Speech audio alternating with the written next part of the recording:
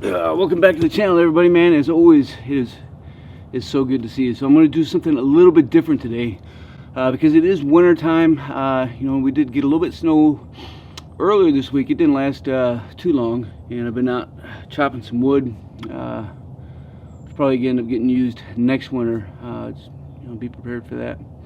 But we'll see what happens, you know, the rest of next month and a half or so, getting into March and April. Hopefully we won't have any power outages. But a little backstory, this time last year, moved up and had about 2.5 weeks of no power. That was no bueno, so went out and bought a generator. So in this particular video, I'm going to show you the generator I have up here, why I picked the one that I did, give you a little food for thought to think about. If you have one, leave some comments down below and let everybody know how good it has been, how much of a pain in the butt it has been. Of course, there are a ton of generators out there for auxiliary power. You could buy one that's diesel, buy one that's gas, buy one that's propane, buy one that uses gas and propane. Just all kinds of options that are out there for you to choose from. You got a lot of options as far as how powerful of a generator that you want. And biggest food for thought I can give you on that is figure out before you buy a generator how much of a generator you need. What are you trying to run? Are you just trying to run a refrigerator and a freezer? You're trying to run some interior lights, you're trying to run a furnace, and count up the amps, those amp draws that are used for those. And bear in mind that things like microwaves, hot water heaters, stoves, coffee makers, hot plates, washers and dryers, all of these things, of course furnaces, all of these things have a large amp draw, and the initial kick on those amps for the startup is always more than what it's going to continuously use. So you got to make sure you add up all of those amps, all that power draw all at once, and figure out what your max load is, and then choose the generator based off of that. Otherwise, what you're going to have is not enough generator. The flip side of that is if you buy too much, let's say you only need, you know, a 2K generator, but you go out and you buy a 10K, you're going to start wet stacking your generator. So you want to pay attention to that. Don't buy too little, don't buy too much. Trying to find something in the sweet spot where ideally you're using between 40 to 80% of the generator draw at any given point in time with what you're using. So we'll run up here and I'll show you how I got our generator plugged in. So here it is. I went ahead and last year I went with a Westinghouse 7500. It has 9500 peak watt size, like your initial start off. And I'll walk you through a couple things on here as far as why I chose the one that I did.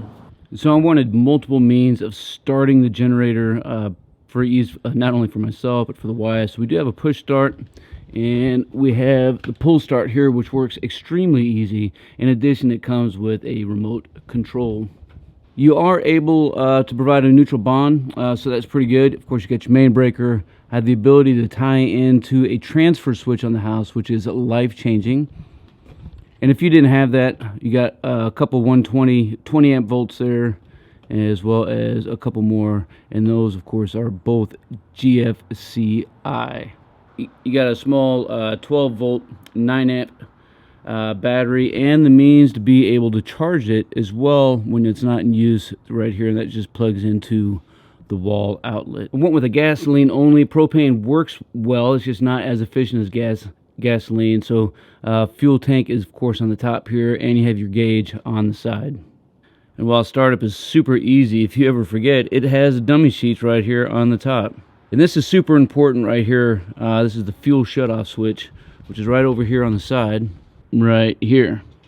And so you have it in the off position. That makes sure that, you know, when you're not using the generator, you're not dumping fuel into the carburetor and into the engine, losing fuel and getting it flooded. So you can turn it off or turn it on depending on what mode of operation that you're trying to use. So I got my 30 amp cord. I'm going to get this hooked up here and to the house. My house does have a transfer switch. If you don't, it's super easy to get, you know, pay a contractor to come out and put one in, and it's super easy to operate. It's not automatic, so it's not that high speed, but I don't need, you know, a $15,000 generator. You know, just a little guy like this is way more than enough. We've got some fuel in. I've already checked the oil, put this into the run position, turning the fuel switch into the on position so it can fuel in.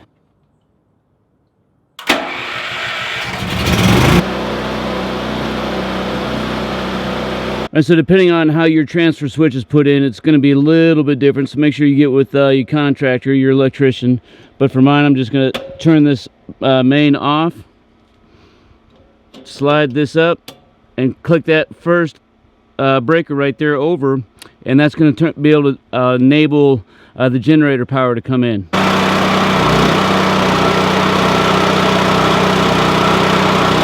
Right, and so putting it back on the house power is just reverse order. Switch is already up, so we're going to switch this back on. This is going to slide back down. Make sure that's nice and tight. And once I flip this back over, it's back on the city power.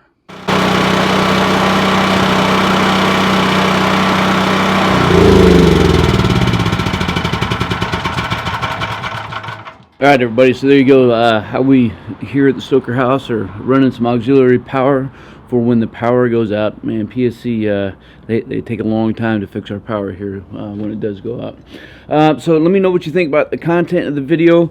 Leave some comments down below about your own experience of running generators, whether it's at a house, at a cabin, whatever the case is, and we'll keep this conversation rolling. And as always, until then, we'll see you.